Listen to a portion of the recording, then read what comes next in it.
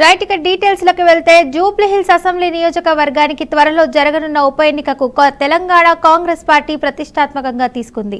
ఈ నేపథ్యంలో ముఖ్యమంత్రి రేవంత్ రెడ్డి స్వయంగా రంగంలోకి దిగి పార్టీ గెలుపు వ్యూహాలపై దృష్టి సారించారు. ఉప ఎన్నికల్లో కాంగ్రెస్ అభ్యర్థి విజయం కోసం అనుసరించాల్సిన ప్రణాళికలపై ఆయన పార్టీ ముఖ్య నేతలతో నిన్న రాత్రి కీలక సమావేశం నిర్వహించారు.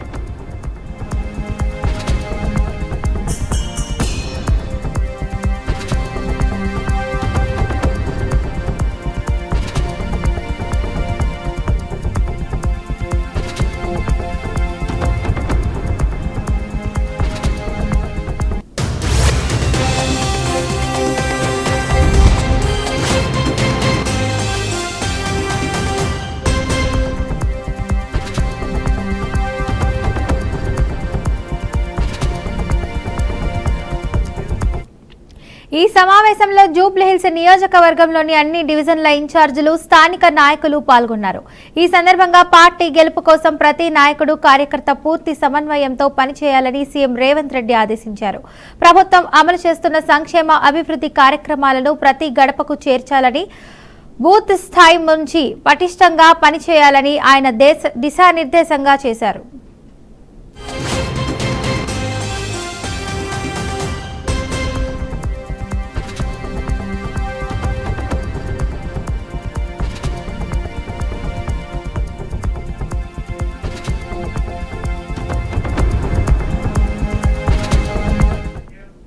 నియోజకవర్గంలోని సమస్యలన్నింటినీ కాంగ్రెస్ ప్రభుత్వం పరిష్కరిస్తుందనే భరోసాను ప్రజలకు కల్పించాలన్నారు. అభ్యర్థి ఎవరనేది All India Congress Committee AICC నిర్ణయిస్తుందని స్పష్టం చేశారు. కానీ అభ్యర్థి ఎవరైనా పార్టీని గెలిపించే బాధ్యత మీ అందరిపై ఉందని సీఎం రేవంత్ రెడ్డి సూచించారు. క్షేత్రస్థాయిలో పరిస్థితులను ఎప్పటికప్పుడు తనకు నివేదించాలని ఆయన కోరారు.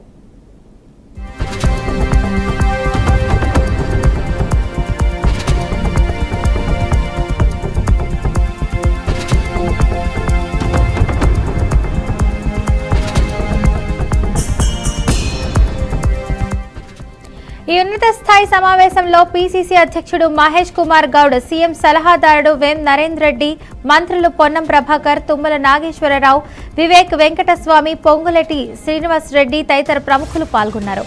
ముఖ్యమంత్రి రేవంత్ రెడ్డి నేరుగా సమీక్ష నిర్వహించడంతో జూబ్లీహిల్స్ ఉప ఎన్నికపై కాంగ్రెస్ పార్టీ పూర్తి స్థాయిలో దృష్టి సారించనున్నట్లు స్పష్టమవుతుంది.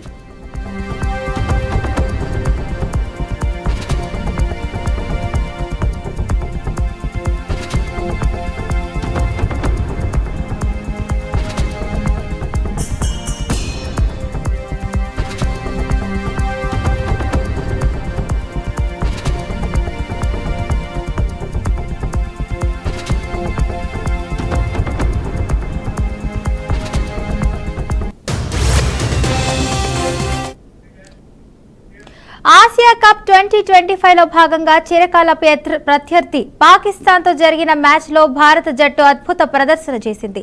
బౌలింగ్, బ్యాటింగ్ విభాగాల్లో పూర్తి ఆధిపత్యం చెలాయించి 7 వికెట్ల తేడాతో ఘన విజయాన్ని అందుకుంది. భారత బౌలర్ల ధాటికి పాకిస్తాన్ బ్యాటర్లు చేతులెత్తేయగా 128 పరుగుల స్వల్ప లక్ష్యాన్ని టీమిండియా సునాయాసంగా ఛేదించింది. సూర్యకుమార్ యాదవ్ కెప్టెన్ ఇన్నింగ్స్ ఆడాడు. సూర్య చివర్లో 6 కొట్టే మ్యాచ్ను ముగించడం హైలైట్ గా నిలిచింది.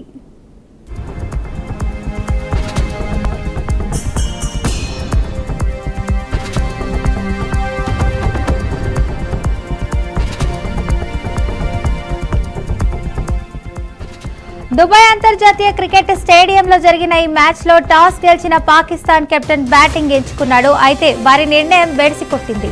ఆరంభం నుంచే భారత బౌలర్లు కట్టుదిడ్డంగా బౌలింగ్ చేసి బ్యాటింగ్ లైనప్ ను కుప్పకూల్చారు.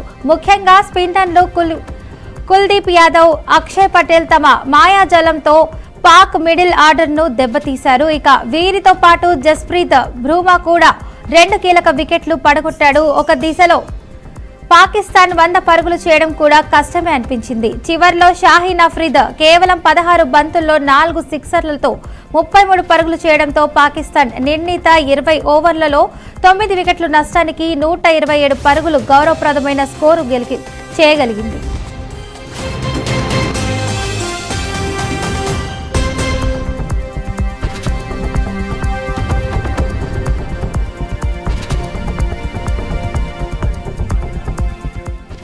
అనంతరం 128 పరుగుల స్వల్ప లక్ష్యంతో బరిలోకి దిగిన భారత్కు ఓపెనర్ల అభిషేక్ శర్మ, శుభమన్ గిల్ మెరుపు ఆరంభాన్ని ఇచ్చారు. ఇక అభిషేక్ శర్మ కేవలం 13 బంతుల్లోనే 4 ఫోర్లు, 2 సిక్సర్లు, 31 పరుగులు చేసి పాక్ బౌలర్లపై ఎదురుదాడికి దిగాడు. మధ్యలో కొన్ని వికెట్లు కోల్పోయినప్పటికీ కెప్టెన్ సూర్యకుమార్ యాదవ్ 47 పరుగులు చేసి నాకౌట్గా నిలిచి బాధ్యతాయుతమైన ఇన్నింగ్స్తో జట్టును విజయ తీరాలను చేర్చాడు. ఇక తిలక్ వర్మ 31 పరుగులతో అతనికి చక్కటి సహకారం అందించాడు. చివరకు భారత్ 15.5 ఓవర్లలోనే 3 వికెట్లు కోల్పోయి 131 పరుగులు చేసి మరో 25 బంతులు మిగిలి ఉండగానే సునాయాస విజయాన్ని నమోదు చేసింది.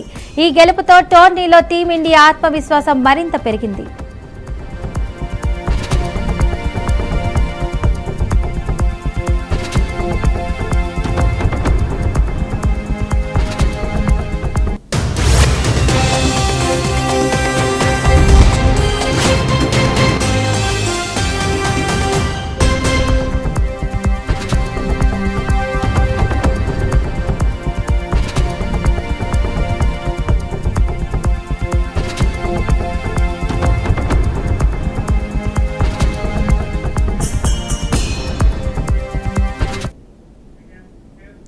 హైదరాబాద్ నగరం అంతటా భారీ వర్షాలు కురుస్తున్నాయి. నిన్న రాత్రి కురుస్తున్న భారీ వర్షాల కారణంగా మల్కజ్గిరిలోని గౌతమ్ నగర్ డివిజన్ చెన్మయ మార్గ్ లో భారీ వరద నీరు వచ్చి చేరింది. గత కొన్నేళ్లుగా కొనసాగుతున్న సమస్యలను అనేక సార్లు అధికారులకు తెలియజేసినప్పటికీ ఎలాంటి శాశ్వత పరిష్కారం లభించలేదని కాలనీ వాసులు ఆవేదన వ్యక్తం చేశారు. ప్రతిసారి నాయకులు కాలనీకి వచ్చి హామీలు ఇవ్వడమే తప్ప అమలు దిశగా చర్యలు తీసుకోకపోవడం వల్ల రోజు రోజుకి ఇబ్బందులు మరింత తీవ్రమవుతున్నాయని అన్నారు. ఈ చిన్నపాటి వర్షానికే మా కాలనీ నది ప్రవాహాన్ని తలపించేలా మారిందని, ఇళ్లలోకి నీరు చేరి మరుగునీటి దుర్వాసన భరించలేని స్థాయికి చేరిందని చెప్పారు. ఈ సమస్యలపై అధికారులు వెంటనే స్పందించి తగిన చర్యలు తీసుకోవాలని కాలనీ వాసులు డిమాండ్ చేస్తున్నారు.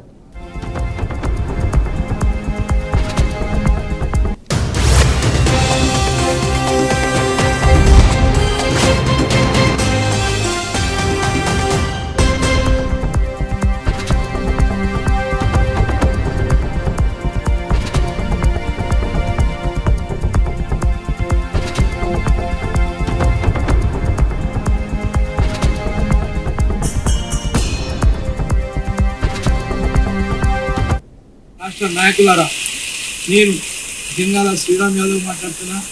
మల్కాజ్గిరి మిర్జాలగూడ 141 గౌతమ్ నగర్ డివిజన్ స్వాతంత్ర సమర యోధుని కుమారుని శ్రీరామ్ యాదవ్ మాట్లాడుతున్నా. అయ్యా, నేను ఎన్నిసార్లు మీతో కూడా చెప్పుకున్నా కూడా ఎవరికి పట్టింపు లేనట్టు వివరించడం అనేది చాలా బాధాకరము.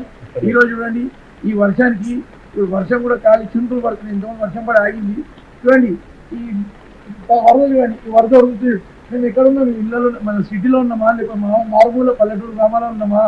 ఏదైనా చెరువు కట్ట తెగిపోతే వస్తుంది వరద, ఆ ప్రవాహం వచ్చినట్టు వస్తున్నది. ఇది ఎవరు మనుషులు కొట్టబోయింది తెలియదు, ఏం చేయాలో అర్థమవుతలేదు. ఇప్పటికైనా కళ్ళు తెరవండి. జిహెచ్ఎంసీ అధికారులరా, హైడ్రా కమిషనర్ రంగనాథ్ సార్, ఏం సార్ మీరంతా కనికరించారు సార్, మీ మీద నమ్మకం ఉన్నది సార్. ఎందుకు సార్ ఇట్లా మా మీద కక్ష సాధించే చర్యలు? నాకు అర్థమవుతలేదు సార్. ఎవరు సార్ మీకు అడ్డుపడుతారు? మీరు ఇంత మంచి ఆఫీసర్ సార్. హైడ్రా వచ్చినాక రాష్ట్రంలో ప్రతి ఒక్కరు ఆనందపడుతున్నారు సార్. హైడ్రా ఈ సపోర్ట్ హైడ్రా అంటున్నారు సార్. మేము కూడా సార్ మేము సపోర్ట్ చేస్తున్నాం సార్. మీ మీద నమ్మకం ఉన్న హైడ్రా కమిషనర్ గారు, మరి ఎందుకు సార్ ఇక ప్లీజ్ సార్ రండి, మీరు మళ్ళీ ఒకసారి పర్యవేక్షించండి. జిహెచ్ఎంసీ అధికారులారా, హైడ్రా అధికారులారా,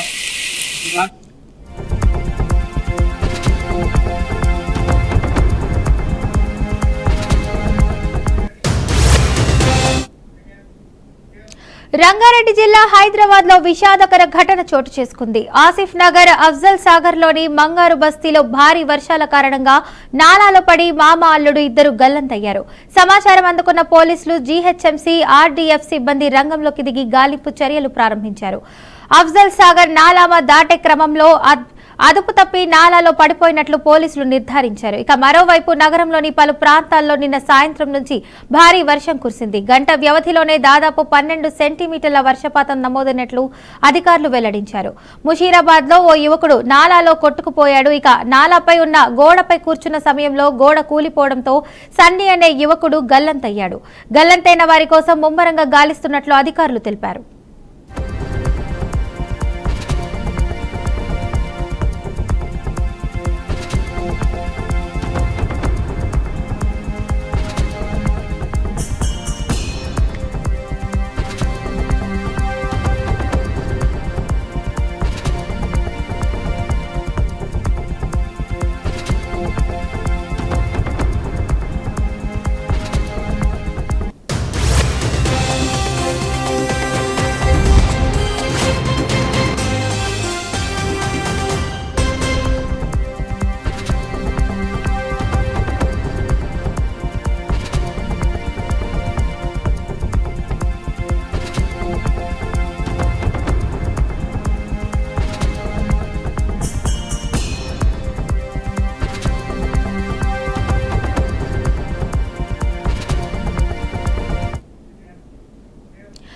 పెనుగంచిప్రోలు నుండి విజయవాడకు వస్తున్న ఆర్టీసీ బస్సులో మహిళల మధ్య జరిగిన ఘర్షణ ఉద్రిక్తతకు దారితీసింది.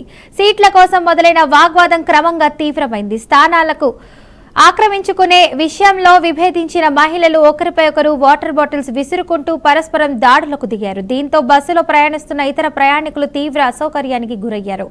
నోటితో చెప్పలేని బూతులతో దుర్భాషలకు దిగిన మహిళలు పెనుగంచిప్రోలు నుంచి నందిగామ వరకు నిలకడగా తిట్లపాటే కొనసాగించారు. బస్సులోని డ్రైవర్, కండక్టర్ సర్ది చెప్పేందుకు ప్రయత్నించినప్పటికీ వారు వినిపించుకోలేదు. ఇక ఈ ఘటనకు సంబంధించిన వీడియోలు సోషల్ మీడియాలో వైరల్ అవుతుండటంతో సంబంధిత అధికారులు స్పందించాల్సిన అవసరం కనిపిస్తోంది.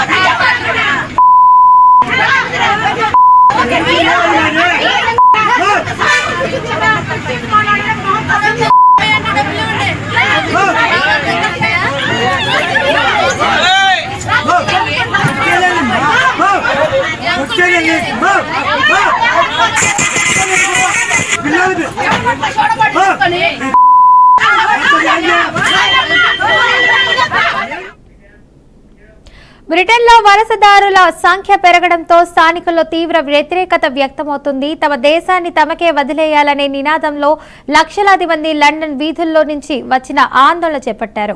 మా దేశాన్ని మాకు ఇవ్వండి అనే నినాదాలతో లండన్ నగరం దద్దరిల్లింది.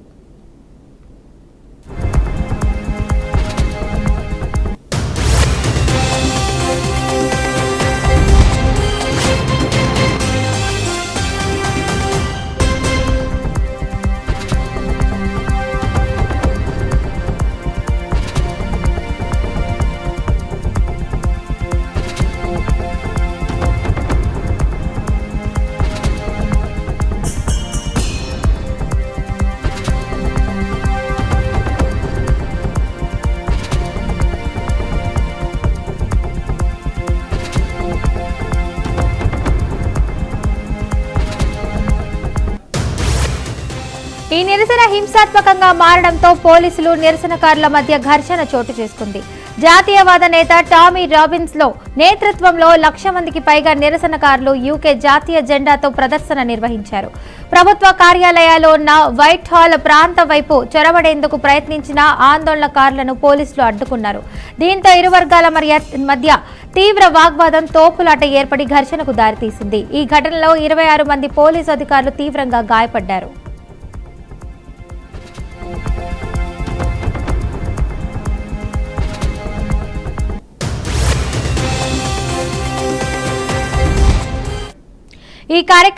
ఈ క్రమంలోనే నిరసనకారులు పాలస్తీనా ఇస్లామిక్ స్టేట్ జెండాలను దహించి తమ నిరసన వ్యక్తం చేశారు. ఈ ఆందోళన కార్యక్రమంలో ప్రపంచ ప్రముఖ వ్యాపారవేత్త ఎలన్ మస్క్ వర్చువల్ గా పాల్గొని ప్రసంగించారు. నియంత్రణ లేని పలసలతో బ్రిటన్ వేగంగా పతనమవుతోంది. మీరు హింసను ఎంచుకోకపోయినా హింసే మిమ్మల్ని వెతుక్కుంటూ వస్తోందని అన్నారు. దానిని మీరు బలంగా ఎదుర్కోవాలి, లేదంటే ప్రాణాలు కోల్పోవచ్చని వ్యాఖ్యానించారు. మరో టామీ రాబిన్స్ నిరసనకు వ్యతిరేకంగా పలువురు బ్రిటన్ ఎంపీలు, వామపక్ష నేతలు, ట్రేడ్ యూనియన్ ప్రతినిధులు సుమారు 5,000 మందిలో కౌంటర్ ర్యాలీ నిర్వహించారు. ఇక రాబిన్స్ మద్దతుదారులను జాత్యహంకారులు, మహిళా పక్ష వ్యతిరేకులుగా ఉన్నారని ఆరోపించారు.